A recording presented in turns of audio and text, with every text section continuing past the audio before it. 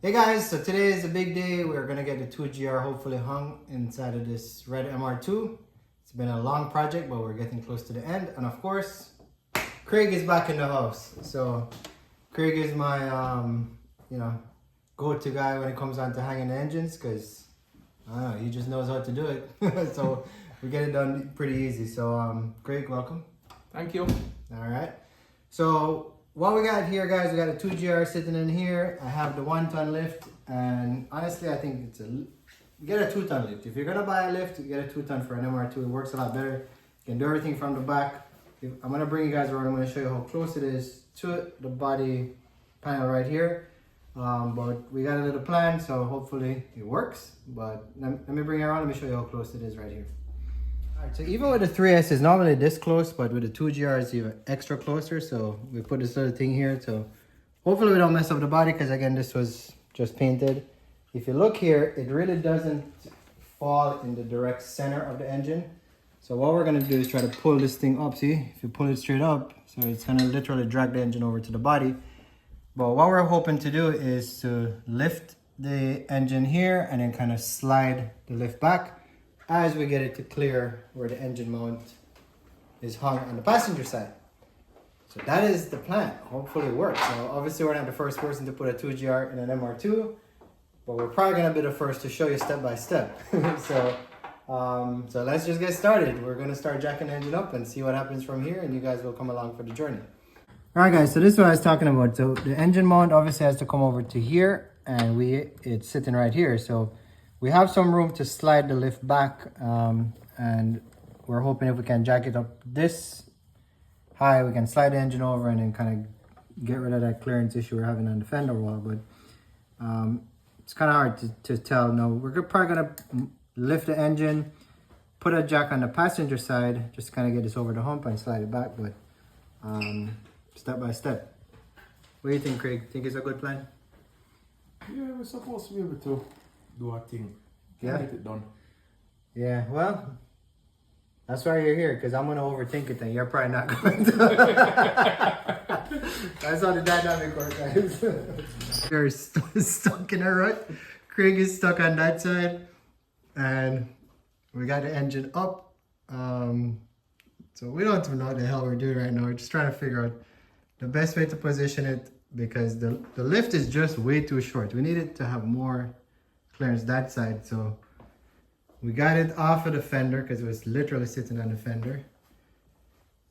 And what we're thinking is we need to rotate the engine this way. So rotate it to the back to be able to get that mount to fit in properly. But I'm thinking I want to hang this side first, which kind of frees up this lift.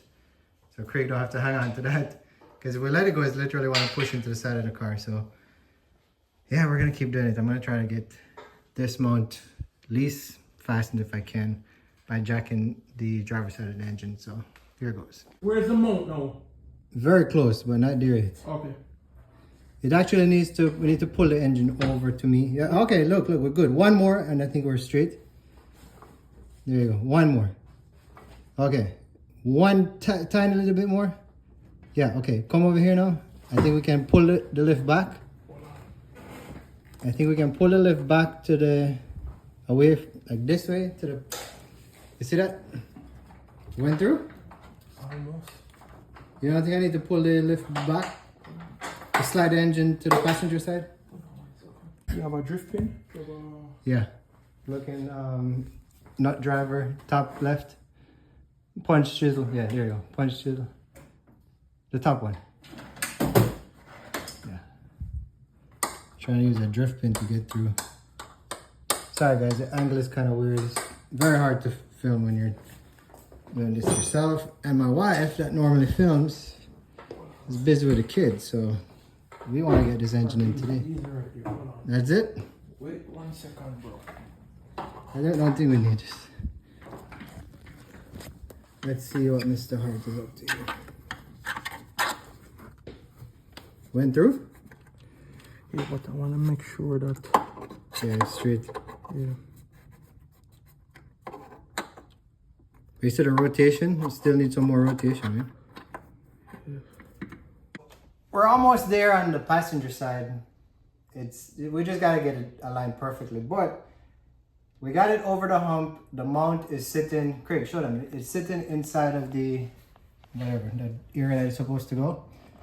We just gotta get the through bolt in. So we're thinking, we're now on the driver's side and this mount is pretty much lined up. What we're gonna do is connect the driver's side mount and then just, you know, maneuver the passenger side a little bit, move the engine around, and hopefully that should all work. So this is going in by hand here on the driver's side. So we're gonna secure this side, head back over that side and manipulate the rotation and all of that. But you know, we're making progress. I mean, the lift actually stopped working. For whatever reason, there was no pressure in it, and we kind of messed with it and it started working again. So we're having some hiccups, but we're getting somewhere. So I think it's safe to say we're gonna get this engine in for sure today. So let me finish this up. What do you say, Mr. Hart? All right, guys. So Work out, man. so you know, it's funny when you work on cars. It's frustrating and it's rewarding at the same time because we got this side in, as we mentioned, and we have that side almost good. But see, Craig is a very strong guy and he just wants to rotate the whole damn engine by himself. So the bolt is halfway in, right? Yeah. Yeah, so we got the bolt halfway in. Let me show you. It's like a half an inch or less. Yeah, so Get there you the go. side in. So where's the light? There you go. So the bolt is, you guys can see this right here. There you go. So we got halfway in, but we just got to get the rotation set up. So we got to twist the engine to the back. So we're going to jack the front of the engine and hopefully that will be enough for us to just hand tighten it. Because we're trying not to force it in. There you go. See that? Craig just jacked the front.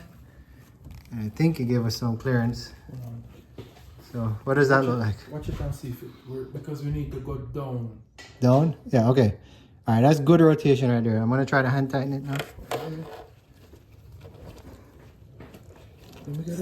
right. Yeah, I think we just need to maybe drop the engine a little bit. Anyways, guys, giving you updates as we get along. I think we're there. We're almost there. Craig, what's the deal? That's it right there. It's in. You got it? Yes, sir. All right.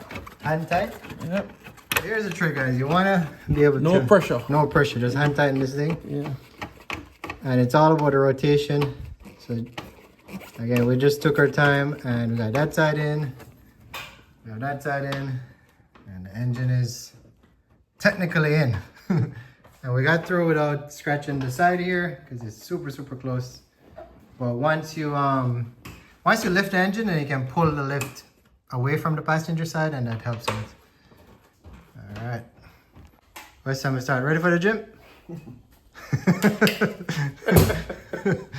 Craig says he's canceling his gym membership for this year. All right, we got it in, guys. The bolt is threaded in. Again, we didn't force it. It was just, again, a lot of the rotation. Engine has to rotate this way. So clockwise if you're on the passenger side, anti-clockwise if you are looking at it from the driver's side. So we got that in. We're gonna firm up the center and bracket here, that one, that's silver one right there, to just position the engine. But there it is, man. That thing takes up a lot of space back here, right? Yeah, look how tight it is by Yes. the oil pipe. Yeah, super tight, and check that out. I mean, not like you guys have seen the other car, but it's pretty tight. But we're on our way, so we're gonna firm up the engine mounts. Again, we wanted to show this live. We tried our best to show it live, but when you're wrestling this big engine, you know, it's not the easiest thing to film it. but it's in. So Mr. Hart, you got a 3S, and you got a 2GR under your belt. Yes, sir. All right. Okay, guys, so we are kind of like at the end of this video because the goal today was to really hang the engine. So it's in place. Tip of the day, what I will tell you is, like most guys on YouTube, so 90s MR2, I learned this from him actually, so give credit there. The engine has to rotate backwards to really get that side engine mount in. Outside of that, it's pretty straightforward. Jacking up on this side, if you've done a 3S, is exactly the same thing. Just jack it, get the 3 bolts in, and yeah, that's pretty much it. But you know, it's a super tight fit. As you can see right here about the dipstick and the alternator, not much room to work with, so it's pretty close.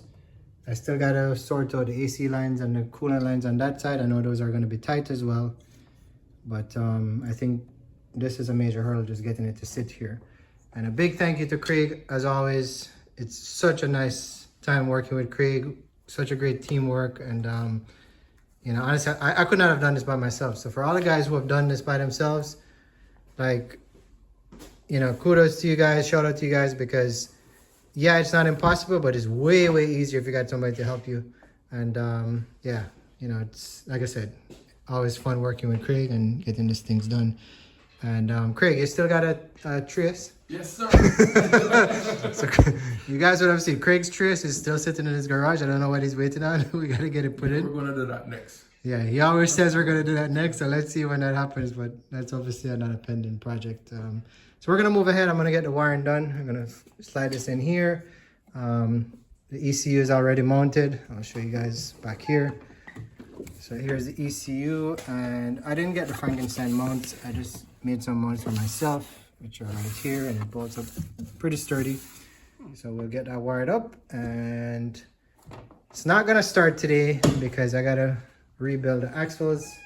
Got some new axle boots over there, and I have all the subframe and everything painted. But you know, stay tuned. We're gonna start this thing pretty soon. Actually, maybe next weekend, hopefully, because this is huge motivation right now for where we are. So thank you, Craig. Out. All right. See you guys in the next one. All right. So just for you guys who are doing the swap, this is the Y pipe from TCS. I know Wilhelm, bunch of guys make this. Well, not a bunch of guys, but Wilhelm sells it. TCS sells it. Well, you're gonna need a Y pipe. You could do your own, but honestly, these guys have figured it out already. So I'll probably just worth the investment to just buy one. And then you need O2 sensors. So these are Denso part numbers. These you can get off Rock Auto. So we're gonna go ahead and throw the Y pipe up. Craig is still here. All right, so let's get going.